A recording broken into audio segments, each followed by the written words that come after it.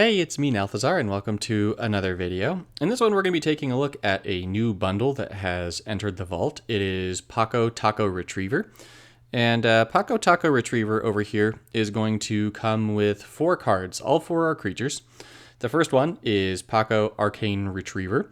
Pako is a 5/5 for 14. It's a legendary creature with haste. And it has one of those companion abilities. So this card's companion ability is going to be active if your starting deck contains 2 or fewer non-land support cards. And when you cast this card, if you have that companion active, then you're going to create a Halden Avid Arcanist token. That's going to be a support token with 3 shields. And it's going to say, at the beginning of your turn, pick one of the top 3 cards from target player's exile. Fetch that card, it gains 6 mana. Whenever Paco attacks, you exile the top card of each player's library. Then Paco is going to get +2/+2 if at least one of those cards exiled is a non-creature card. That's going to be a permanent +2/+2. And given that it's between you and your opponent, that's going to happen pretty much every time. So basically every turn, Pako Retriever is going to be getting a permanent +2/+2. And then what's kind of cool about Pako is that you can choose either your exile or your opponent's exile. So you can either use it to get your own stuff. You might know from many of my other videos, I don't really like playing with my opponent's stuff very much. But I do like that Pako is going to tell me what my opponent has in their deck. So as I'm playing with Pako, I find that I like to periodically choose to pick from my opponent's cards just so I can see what they've got coming, so I can figure out everything that's in your deck, so I can plan around what the sort of nasty things they have. So that's going to be card number 1. That's going to be the Mythic. That's Pako. The second card is going to be Slippery Bogbonder. Slippery Bogbonder is 9 for a 3/3 with Flash and Hexproof. And when this creature enters the battlefield, target creature you control gains Hexproof, and that's going to be a permanent gaining of Hexproof.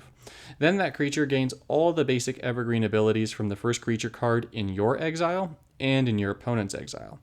This card is actually really cool in that it's a critter that can give one of your creatures protection from dying from opponent's spells, basically. I know that we've got some world wipey stuff that's kind of nasty, but a lot of players just tend to run targeted removal, and this lets your entire creature board be, by and large, immune to that targeted removal. The next card in the bundle is Flux Squad. Flux Squad is 13 for a 4/3 with haste, and at the beginning of combat on your turn, you may exile another target creature you control. If you do, fetch the first creature card from your library and move it into play under your control. That creature gains haste. Now you can choose to exile tokens here, so if you have something that produces tokens every turn, then you can just turn those tokens that you are producing every turn into real creatures. So when I say real creatures, I mean that you can turn them into either Flux Squad or whatever the other creature is that you're going to put in your deck that you're going to want Flux Squad to be able to fetch for you. This is another example of where a creature like Gaia's Revenge is going to be really good, because Flux Squad is going to be able to fetch you one of those every other turn. If you're running Flux Squad with Killer Instinct, then you can reliably get yourself a Gaia's Revenge every single turn, on average, if you've also got something that's producing tokens every turn. So something like Nissa's Vanguard or Thopter Spy Network or something like that. So it definitely has a lot of really cool uses for stuff like that. And then the final card in the bundle is going to be Ethereal Forager. Ethereal Forager is 13 for a 5/5. It's a whale. It's an elemental whale. It's got flying, and while it's in your hand, the cost is going to be reduced by X, where X is the number of spells in your graveyard. When this creature enters the battlefield, you exile all cards from your graveyard. And when this creature attacks, you fetch the top spell card in your exile. It gains 5 mana. So if you give this thing Double Strike as an example, it's not going to get you 2 spells. It's based on attacking, not based on damage. The thing that stood out to me the most about this card is the picture. What is coming out of that thing's mouth? I know it's probably supposed to be like mana or a spell thing or something, but I don't know. It kind of looks to me like it's vomiting blue styrofoam. So poor Ethereal Forager. Anyways. So initial thoughts on the bundle. There are 4 critters in it. It goes against my rule of running 3 critters unless you've got a mutator. None of them have mutate, so I wouldn't generally suggest that you play all of them together. I would actually suggest that you play them separately. And then on top of that, they are going to require that you have a blue, red, green planeswalker if you use all of them together, which means that you need to have Brokon or you need to have one of the colorless walkers. So fortunately, this is a bundle where all the cards can be put into an existing walkers deck. However, as the cards tend to deal with exile, so things like Pako Taco and the Ethereal Forager, and even Fire Flux Squad is going to exile. I actually liked running this with Karn, as it let me, I could exile things myself with my first ability, or if I wanted to with my second ability, I could just bring things back from Fire Flux Squad. So, or from like things that I exiled with Fire Flux Squad, excuse me. So I've got some gameplay that I wanted to show you guys. It was with all of them together. I just wanted you to be able to see what all the cards look like in action. So go ahead, enjoy. Let's roll the gameplay. Let's get this cracking. So we're here with Karn up against Garruk. We've got actually a pretty solid starting match there, which lets us get a turn 1 Castle Garenbrig down. And then we've got a 5 match up there on the left. And we've already got the Pako Taco Retriever, and we've got the Vomiting Whale in our hand. So using our first ability is going to let us go ahead and search for something. I'm going to take Court of Calling because that's going to boost more of my mana bonuses than the red dude, but we're also going to be able to use Court of Calling to fetch said red dude. So yeah, so I'm looking here at my mana bonuses. Green and white are the best, so I'm going to go ahead and use make the white match there. And you'll see that Pako Taco has gone up to 7/7. Remember that that's going to be happening every turn. And here is Paco's support activating. So I get to pick anything. I'm going to go ahead and take Nissa's Pilgrimage because that's going to have full mana. And so it just becomes a free gem converter for me.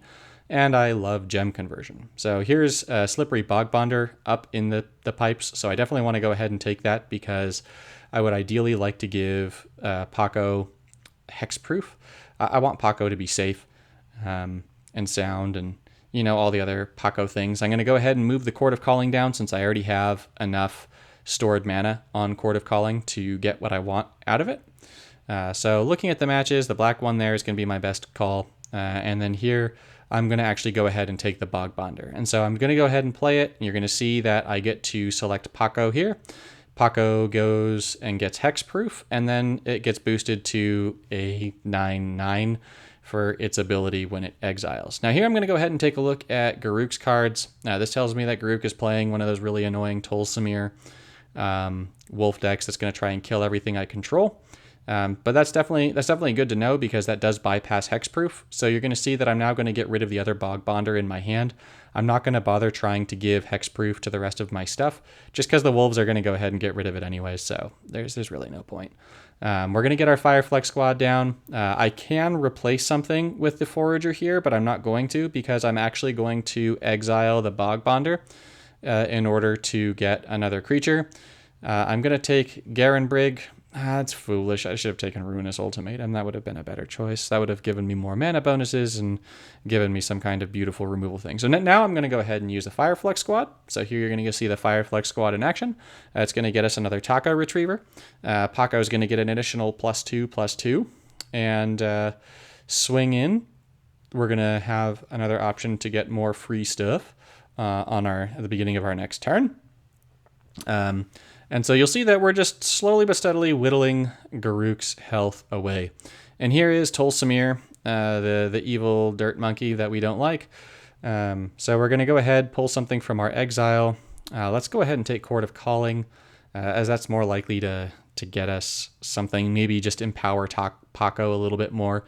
Oh man, I was just going to call him just straight up Taco instead of Pako Taco or something. But yeah, we're going to go ahead and use our first ability. We've got a whole bunch of things at our disposal, but we definitely want to take Paco. Paco is 3 colors, so that's going to permanently boost red, blue, and green. And so with using Karn, it tends to be a good idea to do that. I'm looking at that activated gem. I'm thinking of maybe making this landfall to see if I can't convert and get another match, and I do. Fantastic. So I was landfalling into the Garen Briggs activated gem so that I could try and make more wonderful things happen. So I want to go ahead and take another Paco here just because my opponent's already got his wolves down, and so I really don't want to lose all of my good stuff. I'm going to go ahead and exile that one Ethereal Forager, hoping for just yet another Paco. I don't get another Paco, but that's okay. I've actually got quite a significant board presence down, and Garruk doesn't have room for the wolf tokens because Garruk is being played by Greg and is foolish and played the little sneaky poos instead. So foolish Garruk, you needed the wolf tokens. Getting a Death Sprout there is actually pretty sweet. Getting another Nissa's Pilgrimage is pretty nice. I can go ahead and get rid of the Bog Bonder. I've already got my creature presence down. I've decided that I'm going to be going Whale, Fire Dudes, and the Paco Taco Man. So let's see. Looking at matches here, we want to bring Death Sprout up. We want to get rid of Tolsimir. If we are going to get rid of something, might as well get rid of that, right? We're going to use Court of Calling. We're going to go ahead and... all right, well, let's take a Forager. That's got the greatest power toughness. And then I'm not going to destroy anything here because this is going to be just enough to get the kill. So those are all the cards in action. I hope you guys enjoyed. I happen to think this bundle is generally better for newer players. So if you're wondering, like, how do I feel about it? It's not going to replace any of, like, your superpower stuff, but it's definitely fun. So thanks for watching. I'll see you in the next one.